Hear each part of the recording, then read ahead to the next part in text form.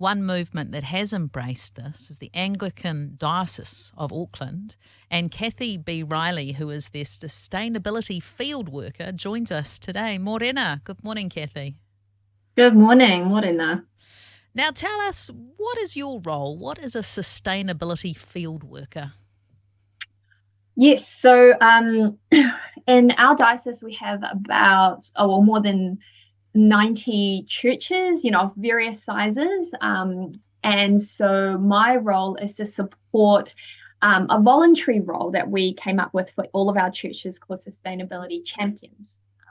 And so my job is to work with these volunteers. So you think of them as someone who wants to engage in care of creation ministry. Sure.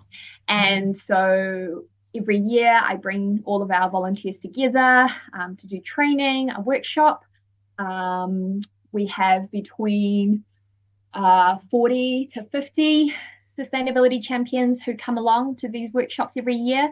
And we have different themes. And on the day-to-day, I visit churches, support them in any way that I can to engage them and their congregation in care of creation and the theology of it, as well as the outworking in the community and what this means. It's really cool. When you talk of training, what sort of training's involved, Cathy? So we have a workshop annually that has a different theme. In the past, we have done a focus on zero waste. We've done a focus on community gardens and what does it mean? And another focus is what does it mean to have flourishing life in the sense of biodiversity as well as people and community on our church grounds? How are we using our land? That sort of a question. So year to year, we have different themes. Yeah. Now, I would imagine that, a church starts, like you mentioned, community gardens, sustainability. I would imagine in a way that would open the doors of the church to different people in the community than it might otherwise. Has that been some experiences of your churches? Yeah.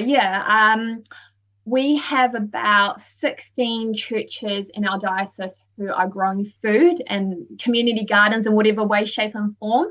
And in particular, a couple of churches that started it recently, Torbay, St. Mary's by the Sea, and Royal Oak as well. They've just seen the garden become a real space where the neighbours and the local community are coming along and saying, hey, what's going on here? People have joined the gardening committee, whether they're part of church or not. In Torbay, the actual group that gardens is half from the church and half from the local community. Okay. And it's been a beautiful space where the church is seen as a place of good news, of opportunity for community to flourish. That's really wonderful. How long have you guys been involved in doing this kind of work, Cathy, the sustainability field work? So we have had quite a substantial history as an Anglican church in particular. Since 2007, we've had a committee that's engaged on climate action. But my role and our connection with Eco Church really started around 2020, where we began to look at what this might look like on the ground of each and every church in our diocese. Yeah. And so you made this decision. It's something that a lot of churches wouldn't necessarily think about. I mean, for one, I guess a lot of Anglican churches, you probably own your own buildings, am I right? And so you have guardianship of that land. Yeah, I mean, I think for us, we have a real sense of holistic mission in our churches. So we have this thing called the 5 marks of mission, and at the heart of it, the first one is proclaiming good news, making disciples, serving those who are in need, but also challenging unjust structures and safeguarding integrity of creation. And we see all of those things as being integral to what it means to be church in the location that we find ourselves. So we have real commitment to our local place.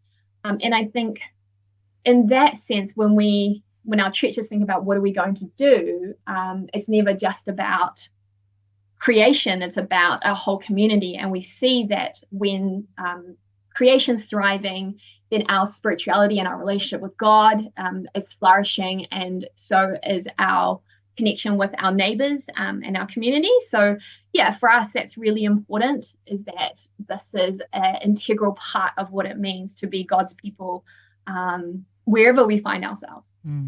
Cathy Bi-Riley, I really appreciate your time today. Thanks for your input into the show and telling us about how you guys are taking care of things and honouring the earth that God has given us. Thanks for your time today.